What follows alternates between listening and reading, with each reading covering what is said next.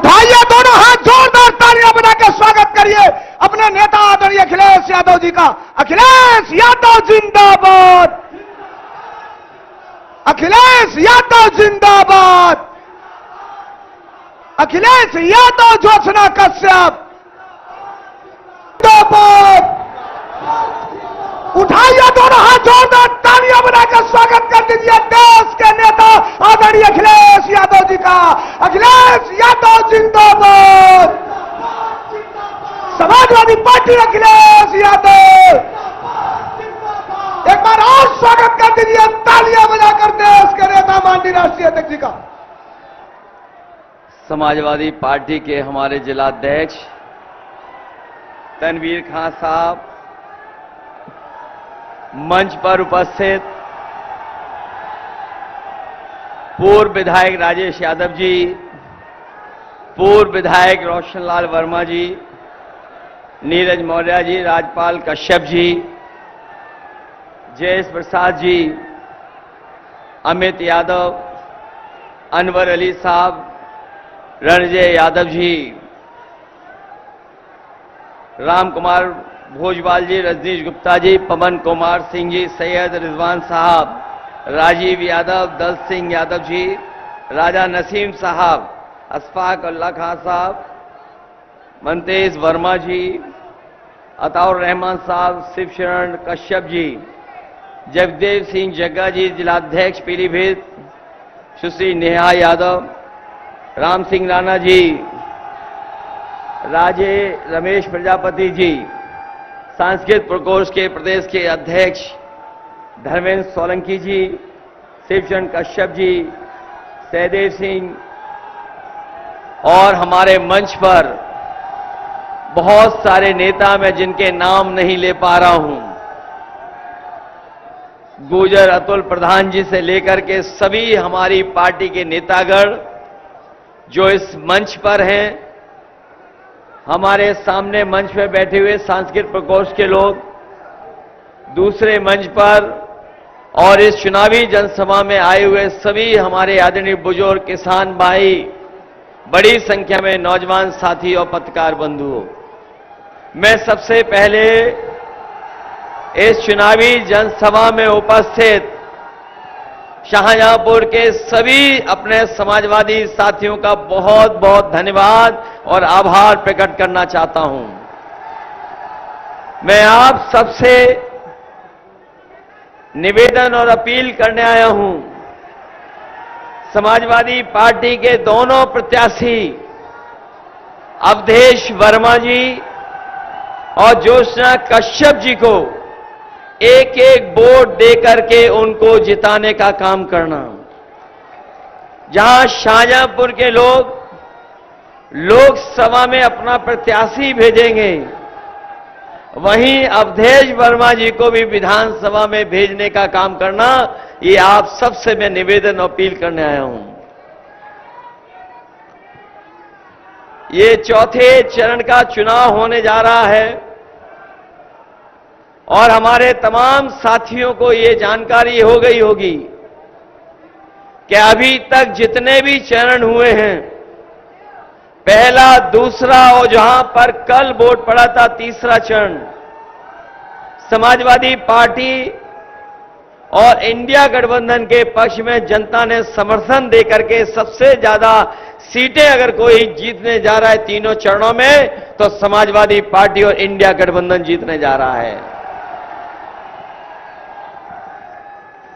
ये जो पहले चरण से हवा चली थी पक्ष में, उसने भारतीय जनता पार्टी को पलट दिया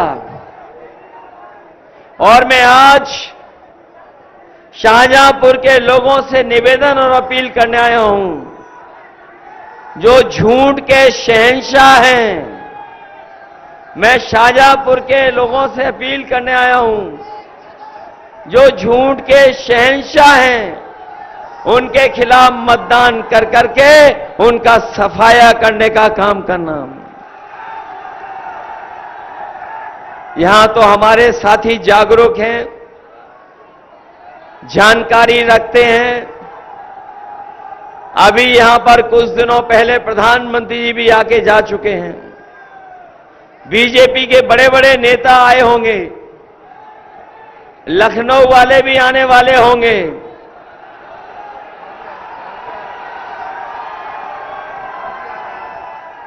ये लखनऊ वाले और दिल्ली वालों ने मिलकर के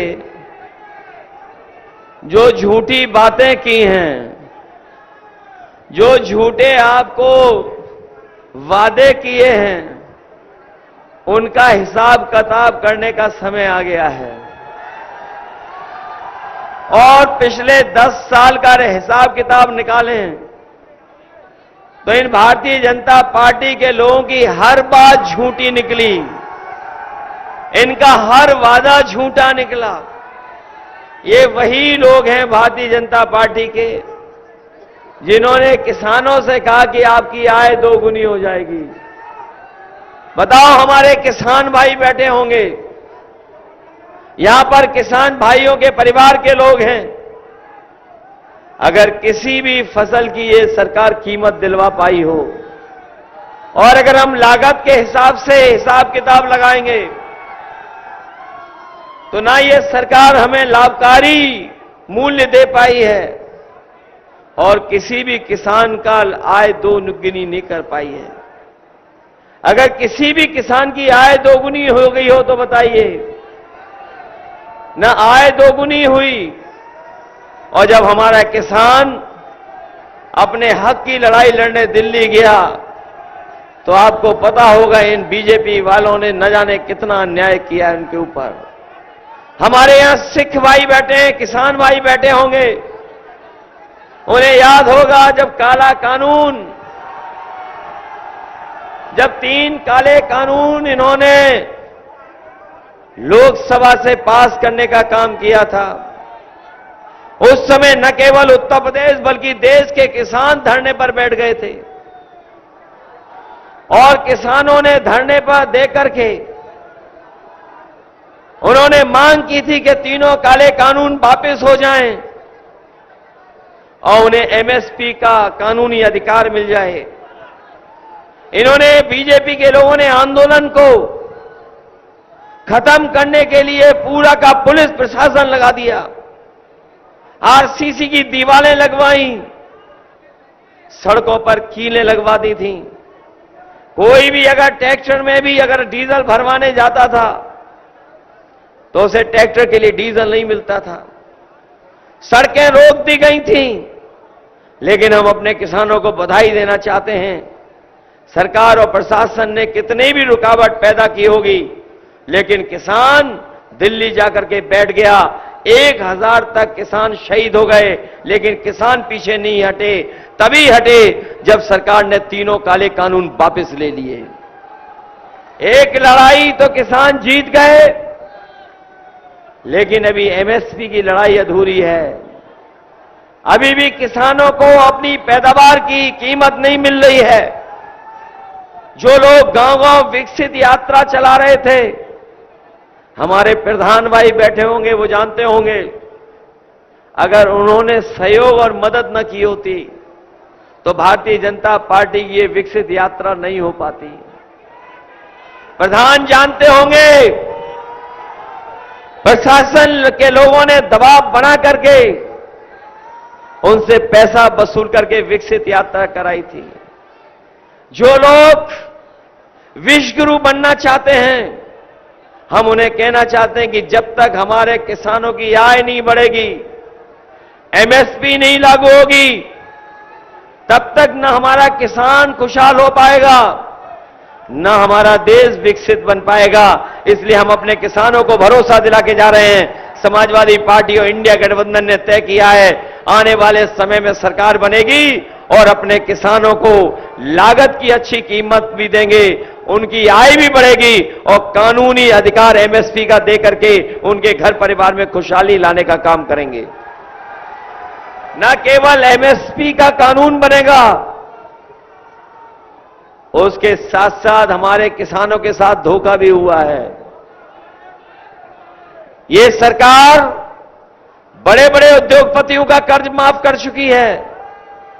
इस सरकार ने 10 साल में 16 लाख करोड़ के उद्योगपतियों के माफ कर दिए, लेकिन हमारे किसानों का कर्ज नहीं माफ किया। जिस समय सरकार बैंकों का कर्ज माफ कर रही थी, उस समय भारतीय जनता पार्टी की सरकार ने नियम बनाया कि जिन लोगों ने 5 करोड़ से ऊपर का बैंकों से कर्ज लिया है, उन्हीं का कर्ज माफ होगा। इसलिए बड़े बड़े लोगों का तो कर्ज माफ हो गया, लेकिन हमारे किसान और गांव में रहने वाले गरीब जो लाखों में कर्ज लेते हैं, उनका कर्ज माफ नहीं हुआ। इंडिया गठबंधन और समाजवादी पार्टी अपने किसानों को भरोसा दिला के जा रही है, दिल्ली में सरकार बनेगी। जिस तरह बड़े बड़े लोगों का इन्होंने कर्ज माफ किया है, हमारे किसानों का भी पूरा का पूरा कर्ज माफ होगा। बताओ हमारे किसान भाइयों, कर्ज माफ चाहते हो आप?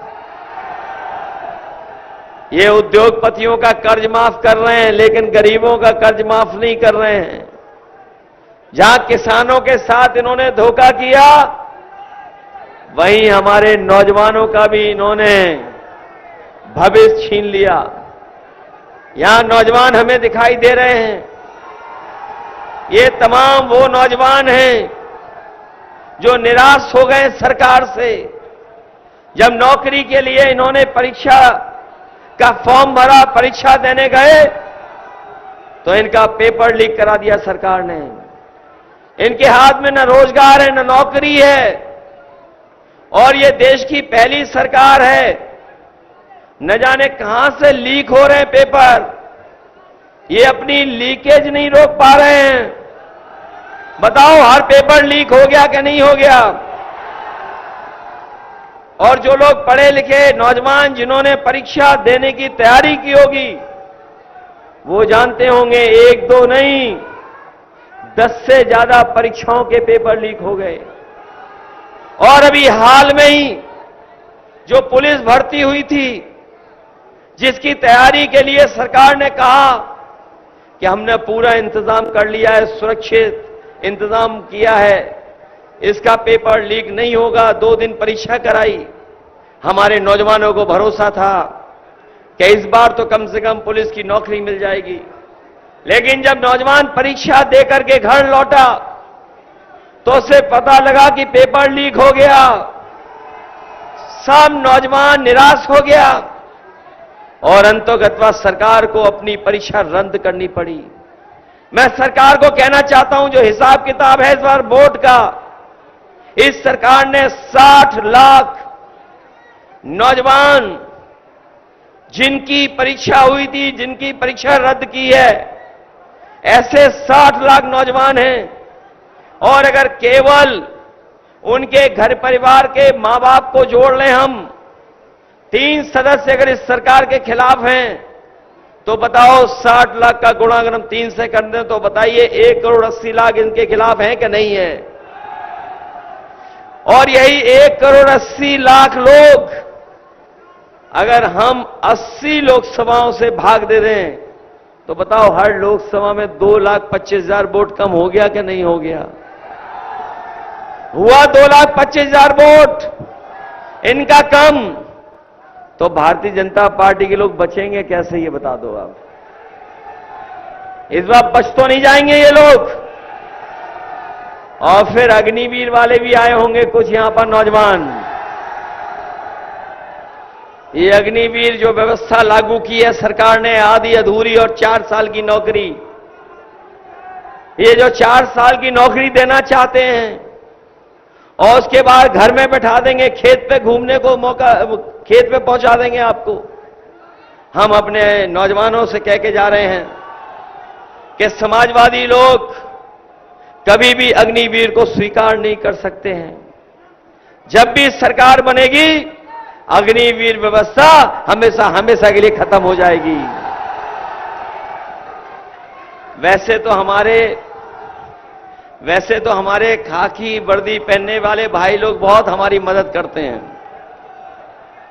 कभी कभी अनुशासन बनाने के लिए भी, कभी कभी सरकार के इशारे पे हम लोगों को डराते भी हैं। ये लोग सरकार के इशारे पे हम लोगों को डराते हैं।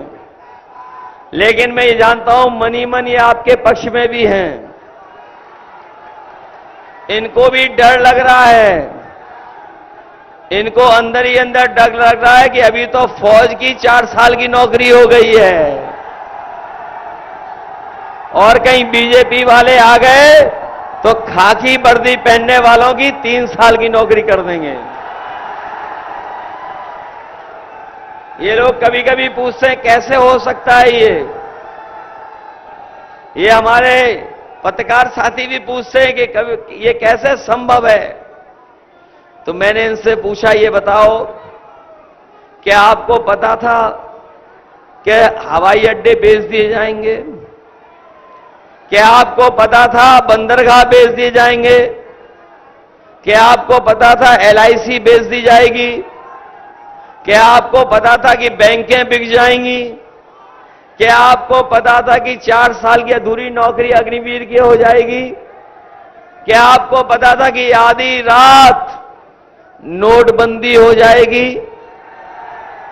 बताओ सरकारी विभाग में आउटसोर्स नौकरी हो गई कि नहीं हो गई? हमारे सफाई कर्मचारी भी आधी अधूरी संविदा पे नौकरी कर रहे हैं कि नहीं कर रहे हैं? तो बताओ बीजेपी वालों को कितना समय लगेगा? 4 साल की नौकरी फोर्स की, आपकी फौज की कर दी, इनकी 3 साल की नौकरी कर देंगे। इसलिए सावधान हो कि नहीं हो आप लोग? सावधान। और यही नहीं, जब इन्हें वोट चाहिए था तो आपको राशन में क्या क्या दे रहे थे? आपको राशन में रिफाइंड तेल मिल रहा था, आपको दालें मिल रही थी, चना मिल रहा था, नमक मिल रहा था। और बताओ राशन में आज क्या क्या मिल रहा है आपको? क्या दे रहे हैं नई चीज आजकल? ये लगता बहुत पौष्टिक होती है इसलिए मिल रहा आपको बाजरा। बताओ पहले क्या क्या दे रहे थे जब वोट चाहिए था? और ये आजकल जो दे रहे हैं वो लगता है पौष्टिक ज्यादा है। इसलिए हम अपने गरीबों को कह के जा रहे हैं कि राशन व्यवस्था को अच्छा करेंगे, इसकी गुणवत्ता को ठीक करेंगे और न केवल राशन जो आजकल मिल रहा है ये मात्रा में कम है, इसको बढ़ाएंगे। और बढ़ाने के साथ साथ आप लोगों ने देखा होगा बाजार में आजकल बहुत गुणवत्ता के साथ पैकेज आटा संपन्न लोग खा रहे हैं। जो शहर में आर्थिक रूप से मजबूत हैं, संपन्न लोग हैं, अमीर लोग हैं, वो लोग पैकेट का आटा खरीद करके खा रहे हैं। हम अपने गरीबों को भरोसा दिला के जा रहे हैं कि राशन को गुणवत्ता के साथ आपकी मात्रा बढ़ाएंगे। और जिस तरीके से आटा बाजार में पैकेट का मिल रहा है तो पैकेट का आटा जो पौष्टिक होगा वो तो देंगे ही देंगे अपने गरीबों को, साथ में डाटा भी फ्री देने का काम करेंगे। पौष्टिक आटा और डाटा फ्री, ये हमारे लोग सभी जानते होंगे। जब मोबाइल कंपनियां आई थी तो डाटा फ्री दे रही थी, जब आप इस्तेमाल करने लगे तो आपसे पैसा वसूलने लगे। इसलिए आटा के साथ साथ, पौष्टिक आटा के साथ साथ गरीबों को हम लोग डाटा भी फ्री दिलाएंगे, क्योंकि डाटा होने से आजकल मोबाइल, कंप्यूटर, लैपटॉप न केवल हमें जानकारी देता है बल्कि हमें आपको ऑनलाइन पढ़ने का मौका भी देता है। बहुत सारी हमें सुविधाएं भी मिल जाती हैं, बहुत सारी बाजार की चीजों की जानकारी कर लेते हैं। और आजकल तो ऐसा समय आ गया है कि हमारे नौजवान से लेकर के बुजुर्ग 6-6 घंटा मोबाइल पर रहते हैं। इसलिए आटा के साथ डाटा भी फ्री देने का काम करेंगे। और याद होगा हमारे समाजवादी साथियों को, जब समाजवादी सरकार बनी थी तो हमने आपको लैपटॉप दिया था। और जो लैपटॉप दिया था वो दुनिया की सबसे बेहतरीन कंपनी का दिया था, जिनके घरों में होगा, आज भी चल रहा होगा। और जब आप उसको ऑन करते होंगे तो उसमें नेताजी और हम ही लोग दिखाई देते होंगे। ये बीजेपी वालों ने हमारे लैपटॉप की भी नकल कर ली। हम लोगों ने इतना बड़ा लैपटॉप दिया, इन्होंने इतना कर दिया। हम लोगों ने नेताजी और अपनी फोटो लगाई तो इन्होंने भी अपनी फोटो लगा ली। और जो मोबाइल और जो स्मार्टफोन दिया, इतना रद्दी दिया कि उंगली घिसते रहो, चलता ही नहीं है। बताओ ये सच्चाई है कि नहीं है? ये हमारे किसान भाई जानते होंगे, इनकी बोरी से चोरी शुरू हो गई कि नहीं हो गई? ये बोरी की चोरी पार्ले जी के बिस्किट के पैकेट से सीखे हैं। जो पुराने लोग होंगे जिन्होंने बाजार में देखा होगा, पहले पार्ले जी का बिस्किट पैकेट कितना बड़ा आता था, इतना बड़ा आता था। और जैसे जैसे महंगाई बढ़ी और मुनाफा उन्होंने कमाना शुरू किया, आज बताओ पैकेट कितना बड़ा आ रहा है? कितने बिस्किट का पैकेट है? और ये बीजेपी वाले दोबारा आ गए तो एक बिस्किट का आपको पैकेट मिलेगा, एक बिस्किट का। बताओ, आपकी बोरी से पहले 5 किलो चोरी की, फिर 5 किलो चोरी कर ली, और ये अगर सत्ता में दोबारा आ गए तो आपको खाद भी पाउच में खरीदनी पड़ेगी, ये बोरी में खाद नहीं देंगे। बताओ, महंगाई बढ़ा दी कि नहीं बढ़ाई इन्होंने? ये जो नौजवानों की मैंने मोटरसाइकिल खड़ी हुई देखी हैं, बताओ मोटरसाइकिल आज से 10 साल पहले कितने रुपए की आती थी? 50,000, 60,000 में। और आज मोटरसाइकिल कितने की आ रही है? जो लोग गाड़ी खरीदते होंगे, बताओ गाड़ी कितने की मिलती थी पहले, और आज गाड़ी की कीमत दुगनी हो गई कि नहीं हो गई? हर चीज महंगी कर दी इन्होंने कि नहीं कर दी? न हमारे किसानों को सरसों की कीमत दे रहे हैं, और जब सरसों का तेल बाजार में आ जाए तो ये ज्यादा पैसा वसूल लें कि नहीं वसूल लें? इसलिए जहां इन्होंने महंगाई बढ़ा दी, बेरोजगारी बढ़ा दी, किसानों को धोखा दिया, नौजवानों की नौकरी छीन ली, और यहां के मंत्री तो ऐसे हैं जिनके बारे में बीजेपी वाले भी कहते हैं कि फर्रुखाबाद वाले चूसे गन्ना और हाईवे ले गए। सुना है हाईवे के किनारे सब बीजेपी वालों ने जमीनें ले ली हैं। और सच्चाई तो ये है कि जिस समय कभी रजिस्ट्रियां जांच होंगी तो सबसे बड़ी भूमाफिया पार्टी अगर कोई निकलेगी तो वो भारतीय जनता पार्टी निकलेगी, कोई दूसरी नहीं। इसलिए सावधान होकर के मतदान करोगे। ये चुनाव केवल हमारा आपका नहीं है, ये चुनाव हमारे आपके साथ साथ हमारे आने वाली पीढ़ी का भी चुनाव है। ये चुनाव जहां संविधान बचाने का है, जिस तरीके से कभी समुद्र मंथन हुआ था, उसी तरीके से ये चुनाव 2024 का संविधान मंथन का चुनाव है। एक तरफ वो लोग जो संविधान को बदलना चाहते हैं, और दूसरी तरफ हम लोग हैं जो संविधान को बदलेंगे, हम उनको बदल देंगे। एक तरफ संविधान के भक्षक लोग हैं, और दूसरी तरफ यहां जो बैठे मैदान में वो सब लोग संविधान की रक्षा करने वाले लोग हैं। बताओ, संविधान बचाओगे कि नहीं बचाओगे? ये लोग जो संविधान और आरक्षण के बारे में कह रहे हैं, जो लोग नारा दे रहे थे 400 पार, बताओ उनकी भाषा बदल गई कि नहीं बदल गई? कभी कभी कहावतें होती हैं कि कुछ याद आने लगता है, उनको दूसरी चीजें याद आने लगी कि नहीं याद आने लगी? ये संविधान बचाने का चुनाव भी है, और संविधान को बचाने के साथ साथ हमें मिले हुए जो अधिकार बाबा साहब भीमराव अम्बेडकर जी ने दिए हैं, उन अधिकारों को भी बचाने का चुनाव है। जो लोग बड़ी बड़ी होर्डिंग लगाए हैं शहरों में, हो सकता है शाहजहांपुर में भी लग गई हो होर्डिंग।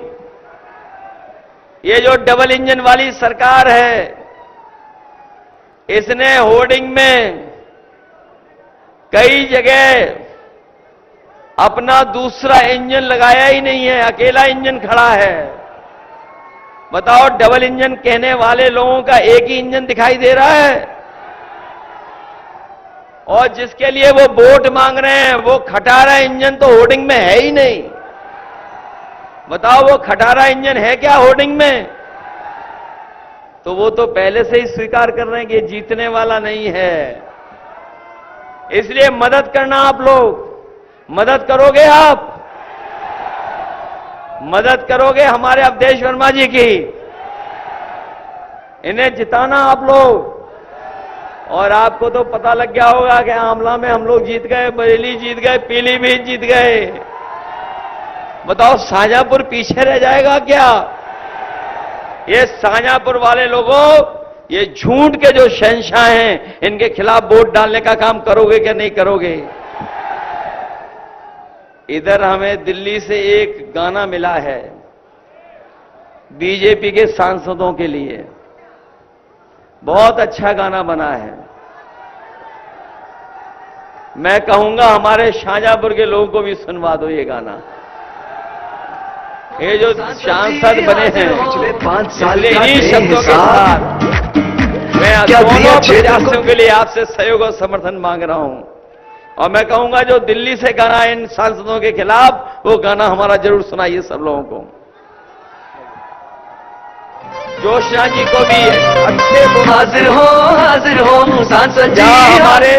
जहां हमारे अवधेश वर्मा जी के पक्ष में आपसे मैंने वोट मांगे हैं, वहीं ज्योत्सना कश्यप जी के लिए भी वोट मांगने के लिए आपसे मैं अपील कर रहा हूं, इनको जिताना। बताओ, पीडीए एनडीए को हराएगा कि नहीं हराएगा? ये लोग जो परिवारवादी लोग हैं, परिवारवाद कह रहे हैं, वो हमारे पीडीए परिवार से घबराए हुए हैं। बताओ, पीडीए परिवार से घबराए कि नहीं घबराए हैं? पीडीए का मतलब पिछड़े दलित अल्पसंख्यक मुसलमान भाई, पिछड़े दलित अल्पसंख्यक हमारे सिख भाई, पिछड़े दलित अगड़े जो पीड़ित अगड़े हैं, पीड़ित दुखी अगड़े भी पीडीए में हैं, और पीडीए में हमारी आधी आबादी भी है। इसलिए सब लोग मदद करना। बहुत बहुत धन्यवाद आप सबका।